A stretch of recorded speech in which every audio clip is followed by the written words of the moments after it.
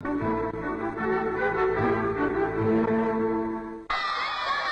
دلو سال 1355 هجری شمسی روز پر افتخار که در تاریخ کشور جمهوری افغانستان ثبت کردید. در این روز پرشکوه یکی از مهمترین رویدادهای تاریخ کشور با بیانات رهبر انقلاب 26 سرطان سال 1352 آغاز شد.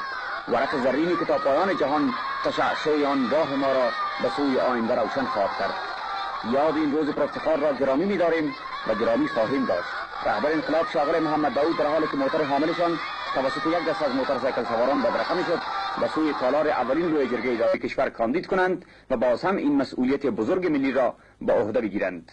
رئیس لوی جرگه به اثر اصرار مکرر اعضای مجلس از شاغل محمد داود خواهش نمود تا به این تقاضای نمایندگان ملت افغانستان پاسخ گویند.